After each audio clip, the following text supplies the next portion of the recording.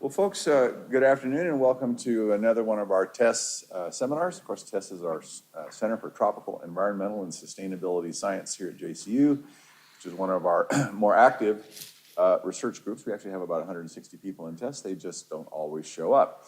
But anyway, we do have typically, like 15 people online, and that'll probably keep increasing. So, but it's a real pleasure to introduce Jess. She's a Queensland girl. She barracks for state of origin for Queensland, right? Yeah, well, Yes. automatically she's all right then. She's pretty cool. She grew up in Townsville. She studied a few different universities, but she got her doctorate at the University of Cambridge. Is that right? Working with our good friend Bill Sutherland. Yeah, so Bill's a good friend. Bill gave us a seminar for us not very long ago, at like middle of the night for him. So very, very kind of him to do that. So anyway, she's a DECRA fellow, which of course DECRAs are very prestigious fellowships here in Australia.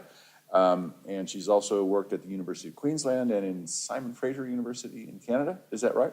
So she's the head of the Conservation Science Group at Monash University, and will be able to tell us a lot about that kind of work going on there. And please join me in welcoming Jessica. Thank you. Jess. Thank you so much. Thank you so much, Bill. Welcome. Thank you for coming. My name is Jess Walsh, and I'm a research fellow at Monash University. And I'd like to acknowledge the traditional people of where I have done this work, the people of the Kulin Nations, the Wurundjeri and Boonwurrung people. And I also acknowledge the traditional owners of the land here today, the Japakai people, the Gimoy Wulabura, Yidinji, and also the Irukandji people. So I pay my respects to them. Yes, I'm sorry, you kind of need to project. Okay. There you go.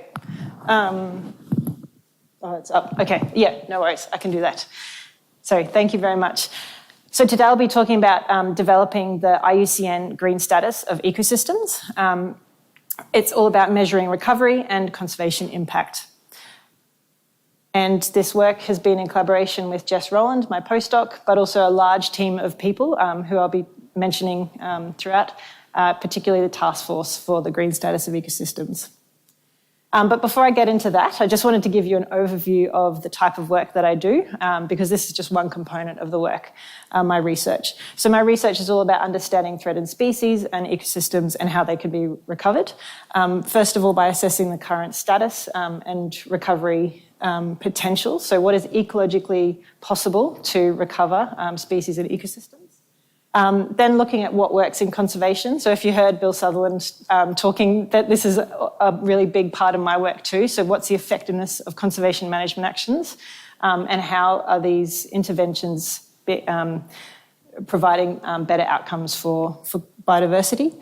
And then also looking at better decisions and recovery planning. So how do we make more cost-effective management decisions, and prioritising where we can be doing actions in a more to achieve better outcomes. And I do this for threatened ecosystems, and also in some cases at the moment I'm looking at woodland birds in southeastern Australia. And so these are kind of the two areas that I work on. But as you know, there's thousands of threatened ecosystems around the world. And this is probably a really tiny portion given that very few have actually been assessed. So some examples are the mountain ash rainforests of southern Australia, coral reefs, and also the Georgina Gidgee woodlands in, say, the arid areas of Australia. And close to be around Cairns, there's quite a lot of threatened ecological communities as well. So that just disappeared. You may be familiar of like the Mabi rainforest and the tropical lowland forest, the wet rainforest as well. And so these ecosystems are measured under the IUCN Red List of ecosystems. And this is the International Union for the Conservation of Nature. And these they have very standardized protocols to assess the risk of collapse. And this is the equivalent of the IUCN Red List of species, if you're familiar with that one. And so you could be vulnerable, endangered, or critically endangered. And these ecosystems could either be threatened because they've got a declining distribution, so shrinking distribution. They could be just having a restricted distribution, or they could be Okay. Or they could have degradation of the abiotic or the biotic processes, or a combination of all of these things. But the IUCN Red List of Ecosystem measures risks of decline and risks of collapse. But what we need to do is measure recovery. So we know that there's lots of different conservation efforts out there to recover ecosystems.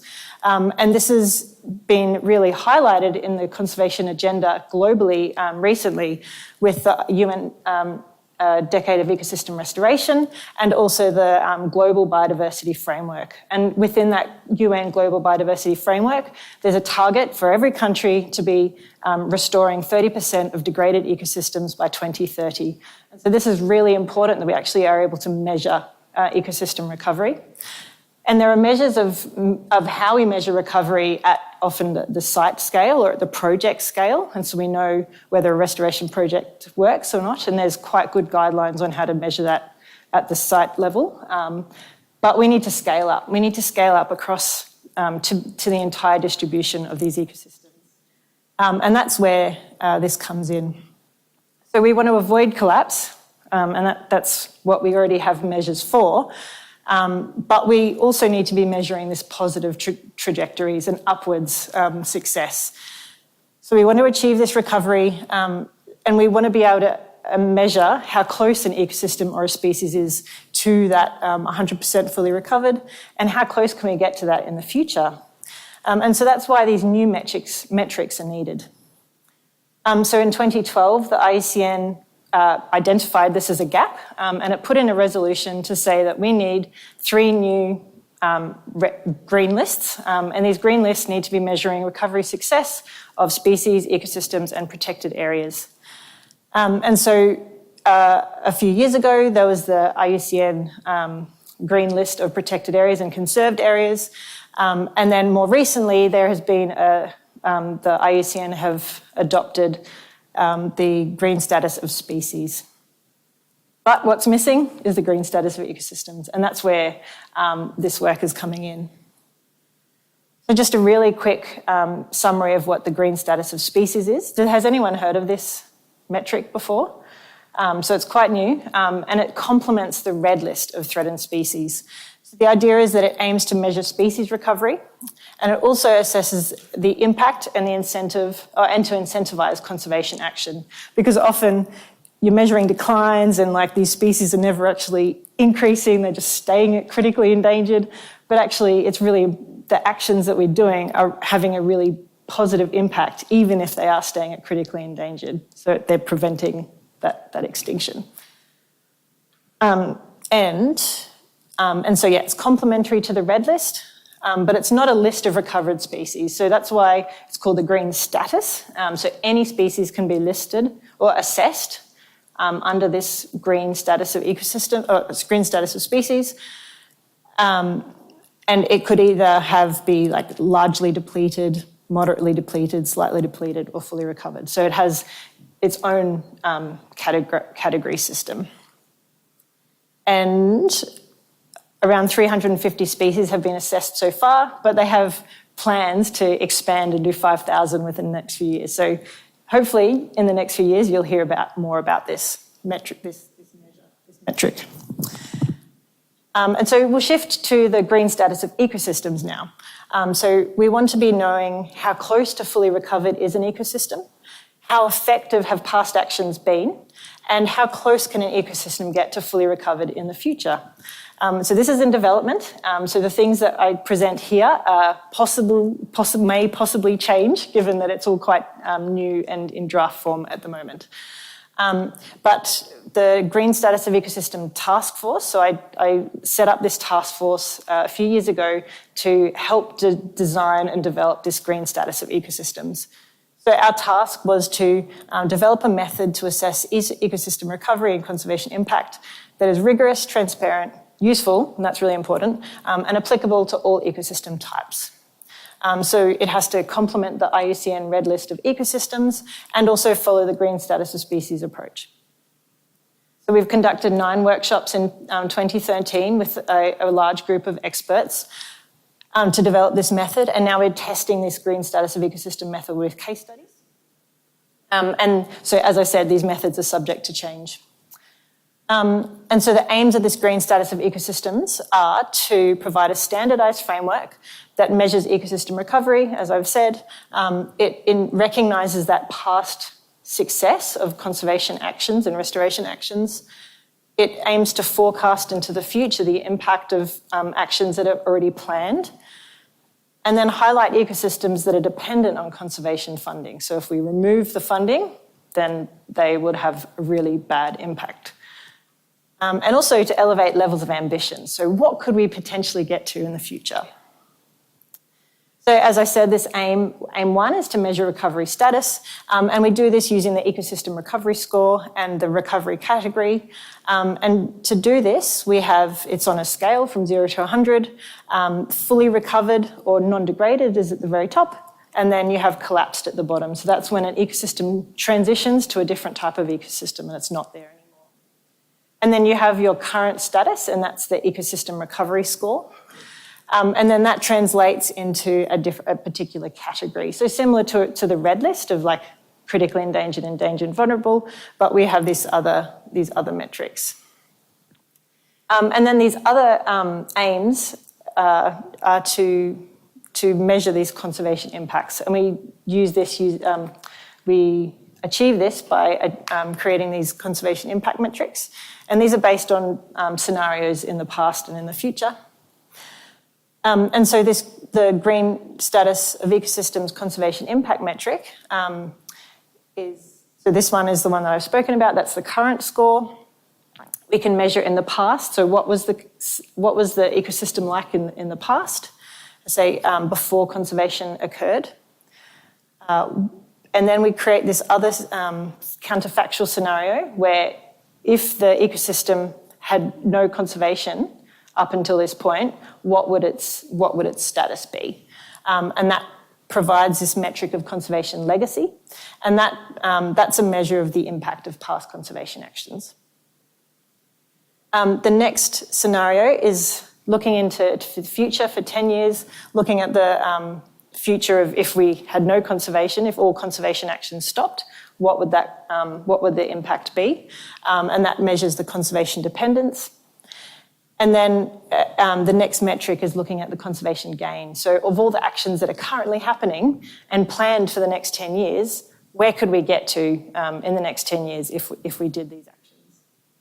And then finally, into the next 100 years, what's our fully recovery potential? So how close can we get to that fully recovered? And so together, these metrics help provide that full story of being fully recovered. So rather than just looking at the level and risk of collapse, this provides a much richer picture of where the ecosystem has come from, where it is going, and what could possibly be happening. I'm just going to check the time. And so to define or to do this green status of ecosystem assessment, there's several different steps. So the first one is to define what your ecosystem type is. And I'll go through these and then I'll go into each step with a little bit more detail. The second one is defining what that fully recovered ecosystem looks like, both its distribution and its integrity. And then we assess its current recovery score. And then that translates to the recovery category. And then we do the same, but for all the different scenarios, the hypothetical scenarios with and without conservation. So this first step, defining this assessment unit, it's actually quite hard. Like you might think, oh yeah, that's easy to do. But defining what an ecosystem type is, it's really complicated. So you may be familiar with like the threatened ecological communities in Australia or the regional ecosystems in the Queensland terminology. But we are saying what an ecosystem is a complex of organisms and their associated physical environment within a specific area. So it has a group of organisms with its specific distribution. So it has native biota, abiotic features, these key ecological processes across that spatial distribution, and we help define what that ecosystem is using a conceptual model, and that's of all the different components of the ecosystem and how they all interact with each other. So for some examples, we do need to follow what the Red List of Ecosystem Assessment has done. So we need to kind of follow however they have defined that Red List of Ecosystem. Dropping out. And then the scale can actually vary quite a lot. So for example, the Red List of Ecosystem has been an assessment has been done for mangroves of Moreton Bay. So that's actually really quite small area. But then another Red List assessment has been done for the whole area, all mangroves of southeastern Australia. So the scale can vary quite dramatically, and we need to make sure that our methods are applicable to all of these scales. And then the other example on the other extreme are these Red List of Ecosystem Assessments that have been done for all forests across all of the Americas. These are the macro forest level groups, macro groups. Okay, so we've defined what the ecosystem type is. And I think the important thing to note, it is across the entire distribution, not just at a particular site. And that's the distinction between other methods that already exist. So what is a fully recovered ecosystem? How do you even define what that is? So we've defined it as an ecosystem that has a green score of 100, so it's at the very top, where its integrity or a condition, which involves or includes the composition, structure and function of an ecosystem, is within its natural bounds across all parts of its distribution, assuming the absence of widespread and or intensive human-induced degradation. So that's a lot of words to think about, but I'll unpack it a little bit more. And so this was the first challenge that our task force had to figure out how to do. How can we do that? How do we define what that fully recovered ecosystem is? And so, for example, we first have to define what that distribution would be in the absence of degradation. And so one example is the Cumberland Plain woodland. So this was a woodland that occurred around the outskirts of Sydney, and it's now down to 6% of its original distribution. But that fully recovered distribution would have been pre-1750, so before colonisation, before land clearing. But in other cases, we don't have that information. We have no idea what would have happened pre-degradation, so we have to use modern analogues or other models or other ways of trying to figure out and define what that fully recovered distribution is. Okay, and then we think about the integrity. So how would we define what a fully recovered ecosystem looks like? Often we don't have examples of that because most places that we work in are degraded. So if you can imagine the ecosystem that you're most familiar with, and then think about what aspects, or how would you describe that ecosystem in its fully recovered state? So what would be the abiotic factors? What would be the biotic factors, the plants and the animals, the microorganisms? And then what are the processes that define that ecosystem and make it to be in this undegraded state? So when you conceptualize that, we've had to try and figure out how do you do that and then put it into a method that can be applied to all types of ecosystems. So this is kind of the method that we have developed. So first of all, we have to define those key ecosystem attributes, and I'll go into this a little bit more.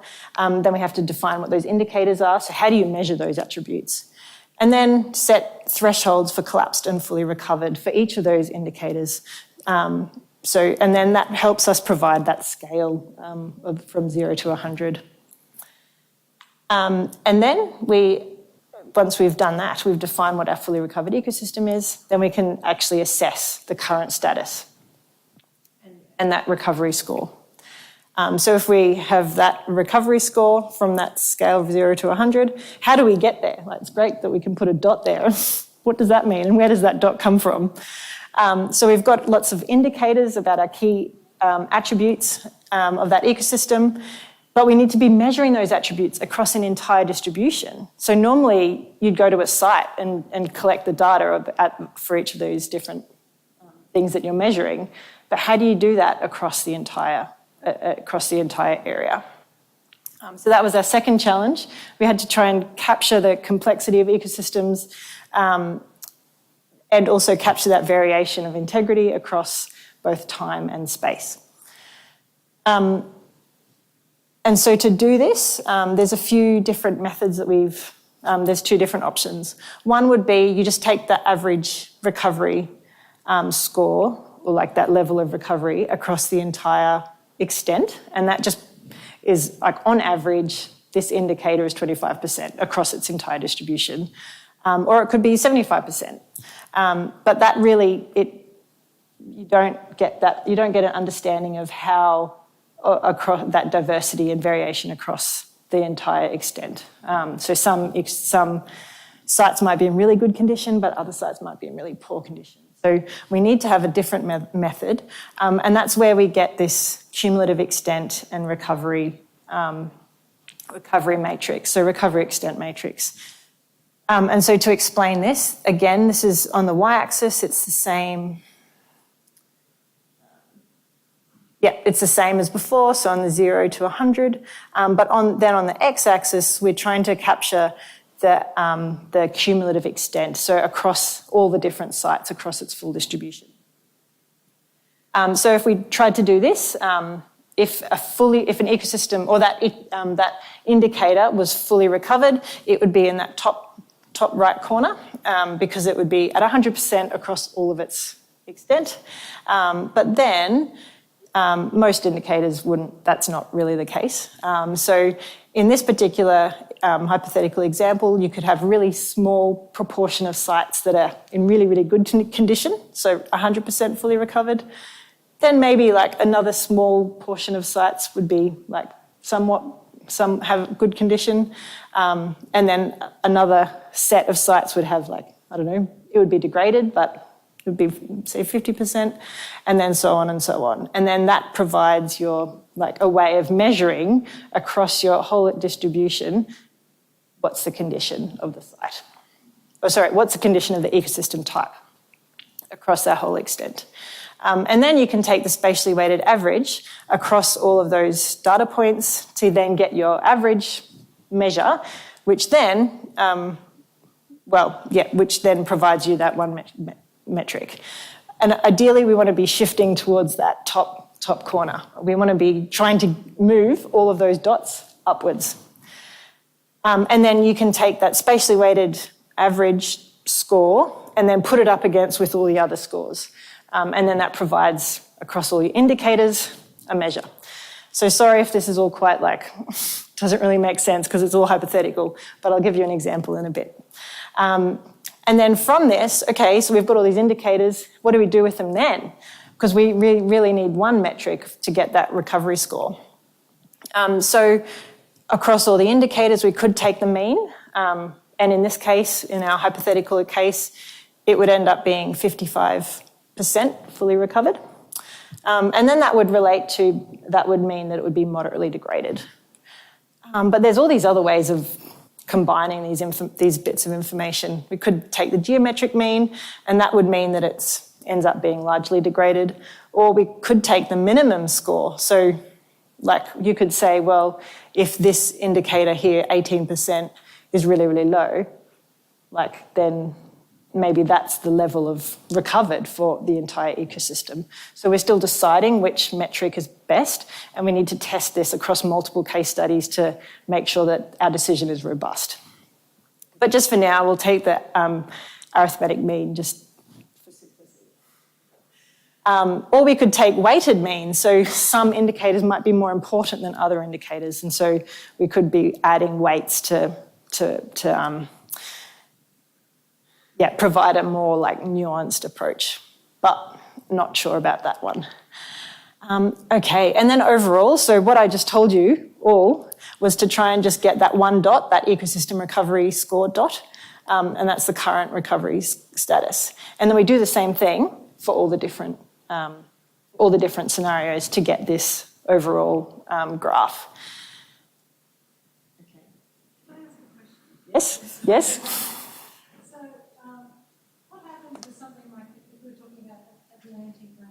Do you want this so that other people on Zoom can hear? but it's on topic. So if you're thinking about how do you take into account when most of the ecosystem has been destroyed? Yep, good. That's a good point.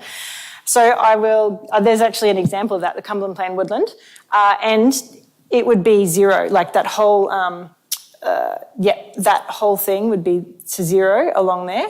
And then what you're actually dealing with is just a really small fraction of the entire extent. The cumulative extent includes the pre-clearing amount. Yep, okay. And that's really important, because if we said it was just the full extent currently, then you've got the, I've just had a mind block of like, what's it called, where you just forget what's been in the past.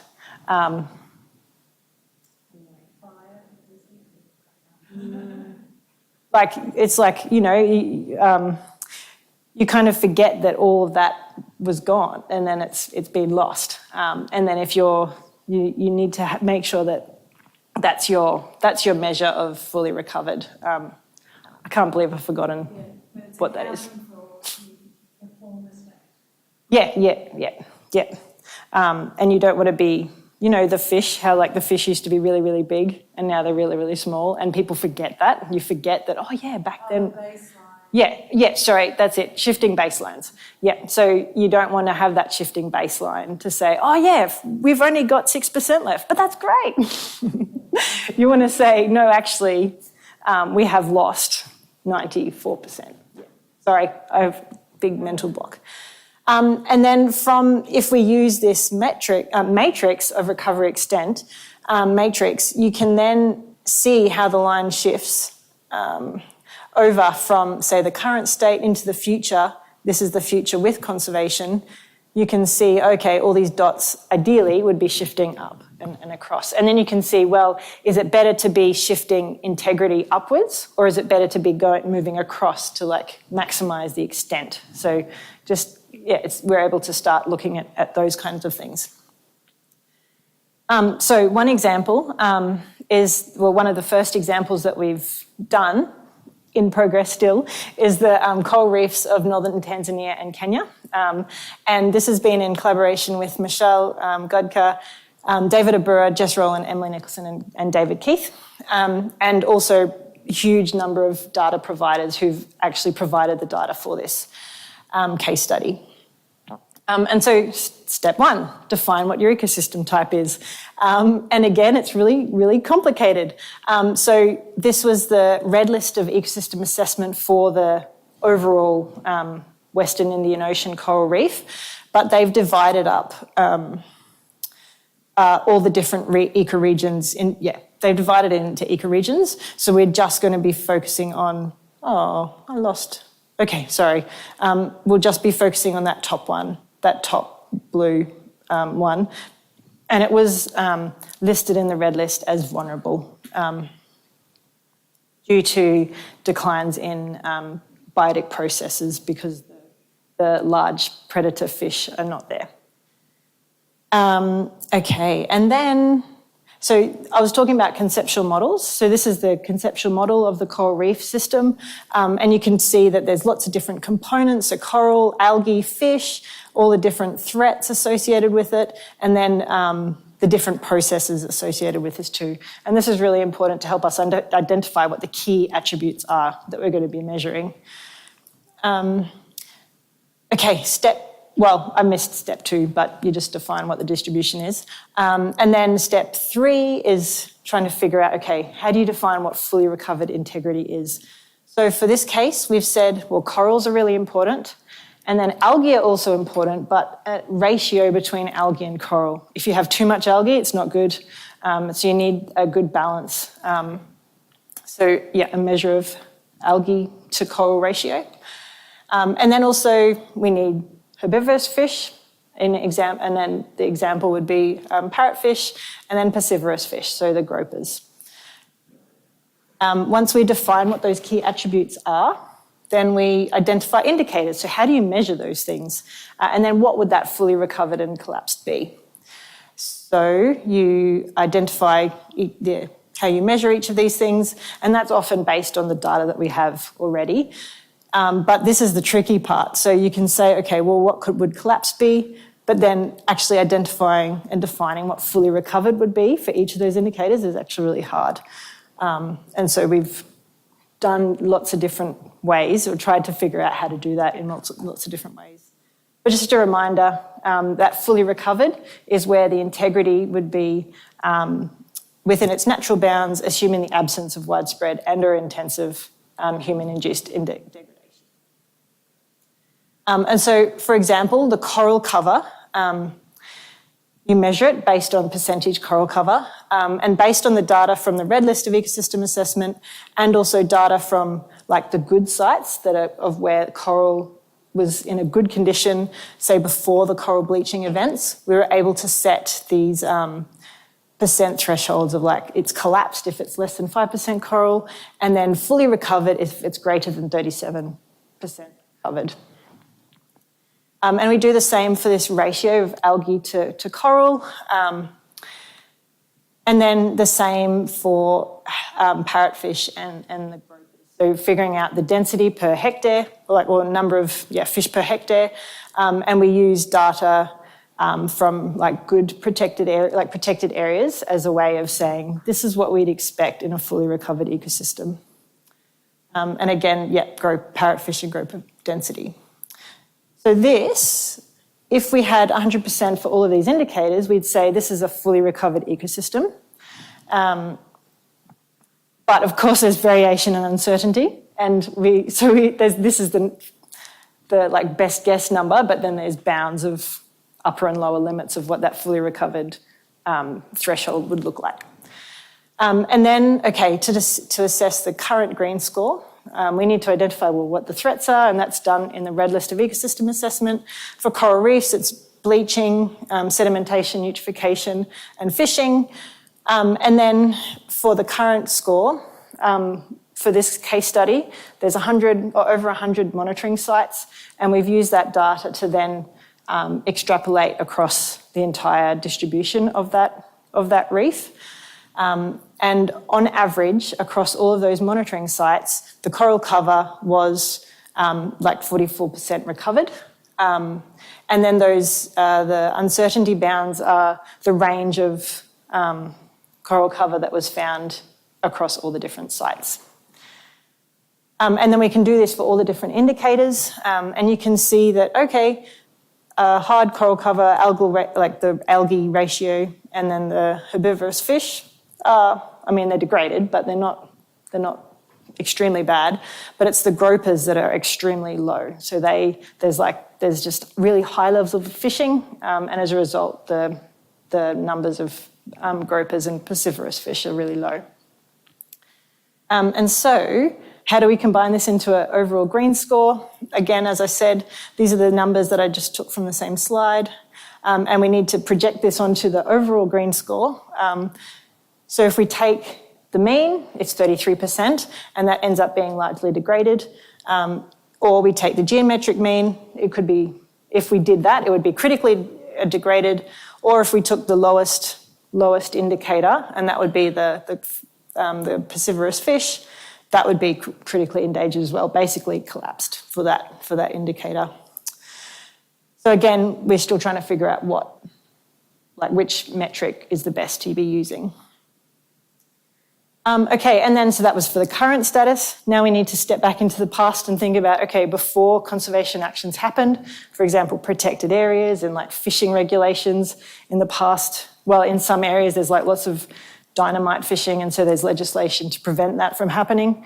If none of those things happened, this is what would have happened.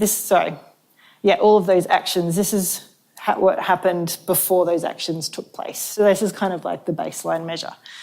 So again, the purple bars are the past, and you can see that it was in a much better state, say 70 years ago.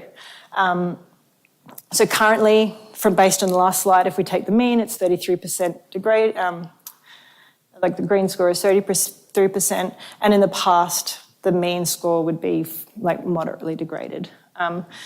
So we're still in the process of like doing all these other scenarios because it's quite complicated. There's other scenarios are based on expert elicitation or like models, but we often don't have data for what's going to happen in the future. So we use expert elicitation to get those numbers. But I think, yeah, the coral reef example, it's really quite not good because the fully recovery potential is like, oh no, there won't be any coral left. Bad case study to start with, to incentivize conservation. But that is, so yeah, that's one example of where we're headed. So there's still quite a lot of work to do, but it hopefully gives you a sense of like what we're trying to achieve and how we would go about doing it.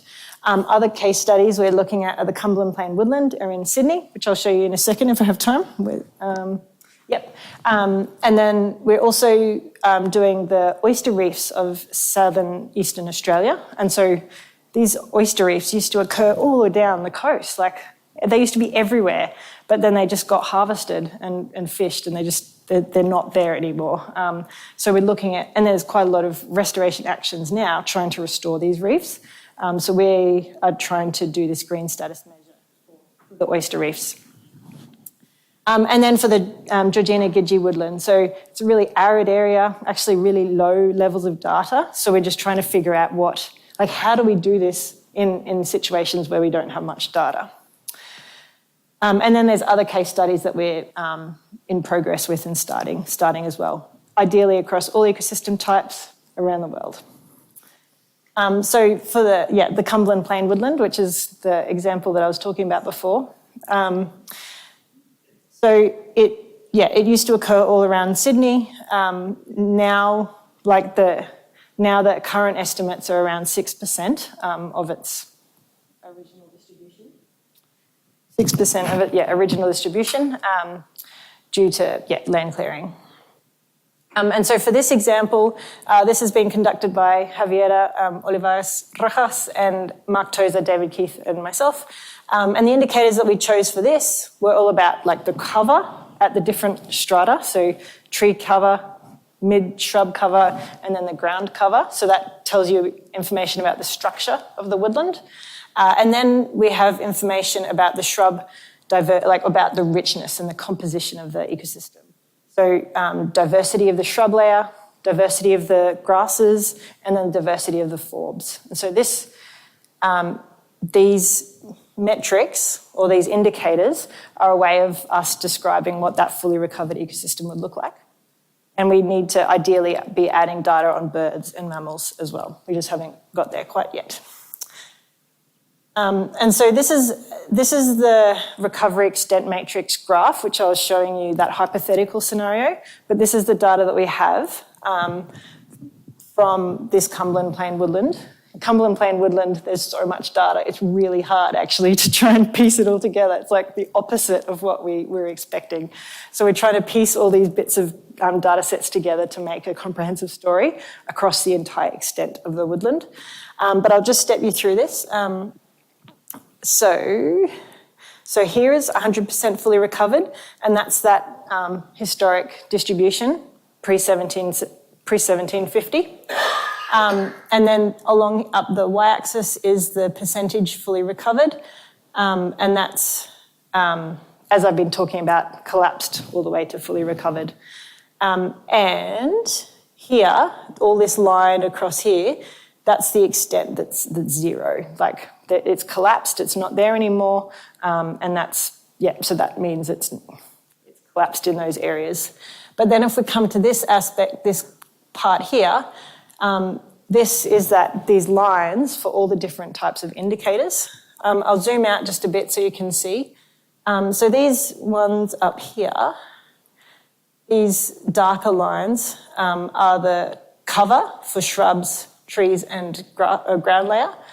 So the cover's not too bad. Like there are degraded sites, but there are quite a lot that are still in good condition. But when you come to here, this is the shrub cover. We don't have as much data for shrubs, so it's like a bit less granular. So it's degraded, but not too bad.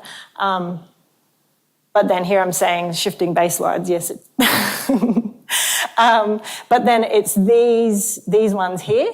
So the purple and the like brownie coloured one, they're the diversity, the number of grass-like species, the number of forbs. And so these are actually really, really degraded. There's very few sites that actually have these species intact, this like composition of species intact. And it's because most of these areas, like they're tiny fragments of patches that are surrounded by like agricultural areas or suburban areas. So they're degraded, they've had grazing and like weeds, and so just they're really quite not in these good conditions. And the tricky thing is these are the things that are really hard to restore. So you can go and plant trees and that's great and they come back. But it's these things like the ground layer, the diversity of that ground layer, it's really expensive and really hard to restore. But if we want to be restoring and shifting those curves, they're the things that we need to be moving upwards. And then so taking those spatially weighted curves, like those that from that matrix, and putting them into the similar graph across each of these different indicators, you can see that, again, these number of forbs and grass-like species are doing quite poorly. And if you sum it all together, if you take the mean, it ends up being critically degraded. And like we kind of guessed that, but it's nice to know that the numbers are showing what we expected.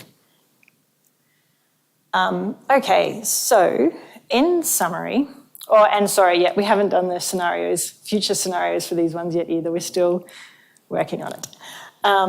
So the green status of ecosystem assessment aims to assess recovery and conservation success. It complements the red list of ecosystem assessments. And just a reminder, it's not a list of recovered ecosystems. So the ecosystems that would eventually get onto this green status of ecosystems, they could be ranging from fully recovered down to completely collapsed. So the outputs of this green status of ecosystem assessment will be the recovery score and then this recovery category. And so this would be the red list category, this would be the green list category, and then we'd have this graph to show the impact metrics. And together, they tell this story about the impact of conservation in the past and what potentially could be in the future. So as I said, the challenges are like defining what fully recovered is. How do you set those thresholds for fully recovered if we don't have any examples of a fully recovered ecosystem anymore? How do we capture that complexity of an ecosystem and put it into a number that's meaningful? And while doing that, making sure that that method is feasible and simple for people to do, because ideally, any ecosystem could be assessed. And so that's what we're trying to do at the moment, because at the moment, the Cumberland Plain Woodland one is just so complicated, and we're like, we can't get other people to do this. So we're trying to just figure out a way of simplifying it, but still being able to capture the essence of what we're trying to do. So how can you help? So the next steps, we need to test this with more case studies, make sure the methods are rigorous and reliable and providing data that we can trust. We need to be solidifying the methods and the guidelines, and then getting this more consultation with public and you. So thank you. This is a great opportunity to get feedback from you. So how can you help? You can help with testing case study ecosystems and also providing feedback on like the terminology, the concepts, the way that we're trying to do this. So I very welcome your feedback, and definitely I'm free tomorrow morning if you have any ideas, and people on Zoom as well. I'm happy to meet with you too if you have ideas.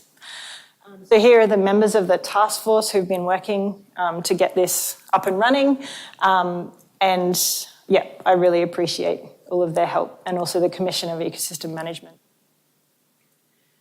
So thank you, and I really, welcome questions and feedback.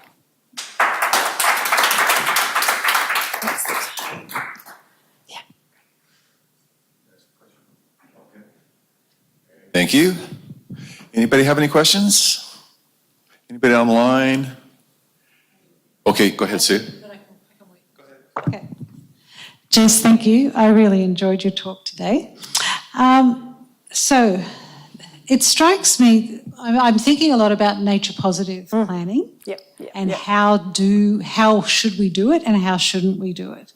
And one of the things that I would avoid is counting things, counting species. But I'd also think we need to take into account a lot of what you're doing without sort of trying to avoid the whole species richness idea that we need to always protect things that have more species, because it's you lose your predators.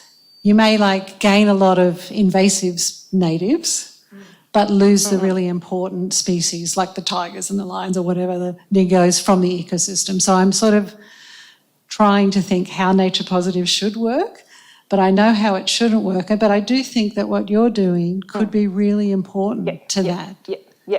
And so I think when we define those key attributes of that ecosystem, that's when you could be capturing those things like the big predators and like that, all the processes that are part of that ecosystem, rather than just saying, we want to be increasing the number of species.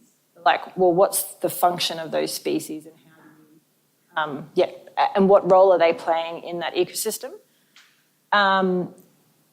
It gets trickier when you actually have the data, because often the data are like species richness. But if you have that conceptual model saying these are the key components of that ecosystem, and then the way that you measure that, maybe it isn't species richness. Like for the tigers, it would be presence of or probability of occurrence or something across that distribution. But thinking about the functional aspects, I think, is really important. No, please. No, please. No.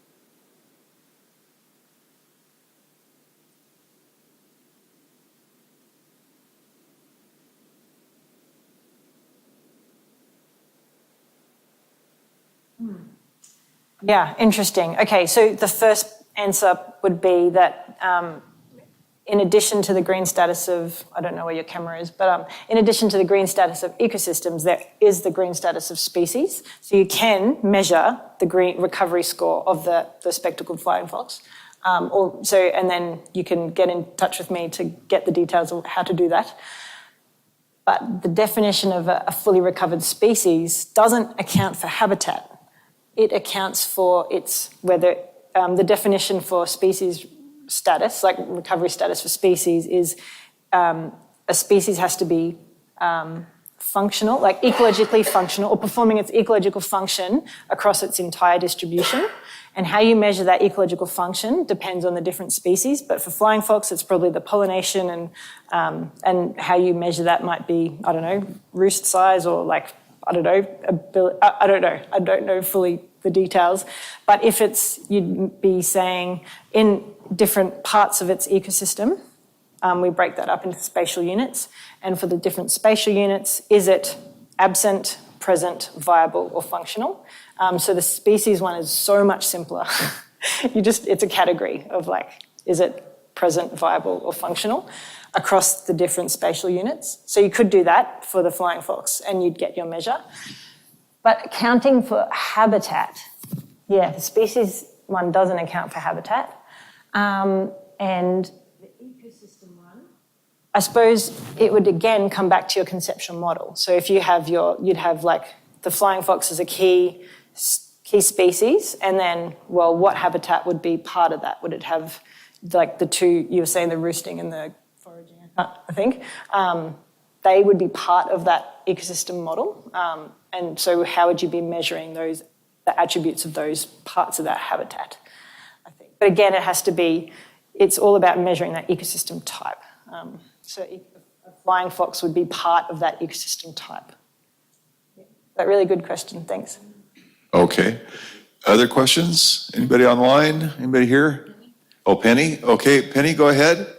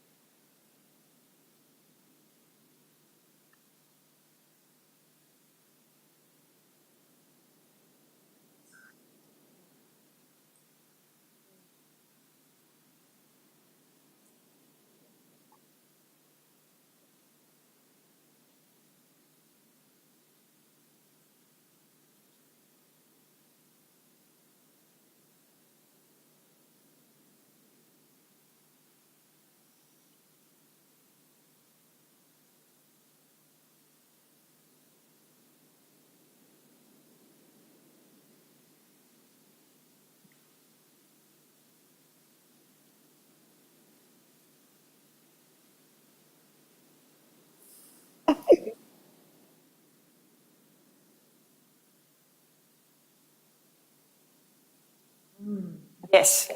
Yep. So lots of questions in that. So we are working for people who are working for Accounting for Nature. There's people on our task force. So Molly Grace works for Accounting for Nature, and also Tina Parkhurst and Emily Nicholson are in that space as well. So they understand how all those indicators, or how they're developing indicators and measures of measuring that accounting for nature. So we are trying to pull in those as well. Not explicitly, but we're aware of them. So maybe we do need to make that more explicit and think about how they link together. In terms of the government, so we are talking with the government about how to be rolling this out at a national level within states as well. So it's early days now. We still need to develop this at the global level, but the intention would be that countries could then go and roll this out for their threatened ecological communities in Australia or in the States. Like, ideally, this can be scaled to all of those levels. And then how does it inform their decisions? I think we're not quite there yet, just because it is at an individual ecosystem focused, and to be able to prioritise where we'd be doing things, we need to do this across all ecosystems. So I think there's probably other ways of figuring out and prioritising where to do things across ecosystems, but it can definitely be used to prioritise what to do within an ecosystem type. Yeah.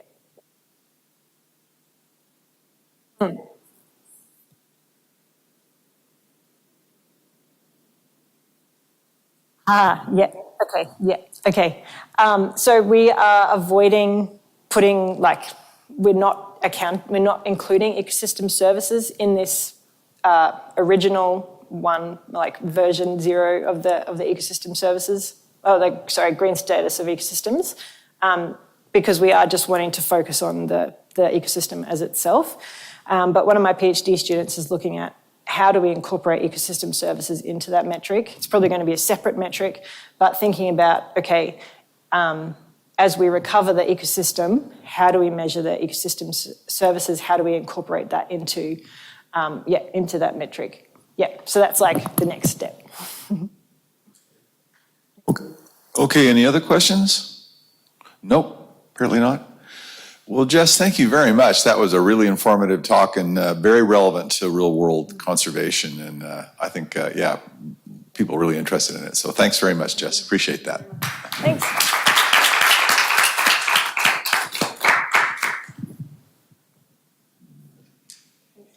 Thanks for coming. Thanks for people on Zoom. And I'm happy to chat further as well.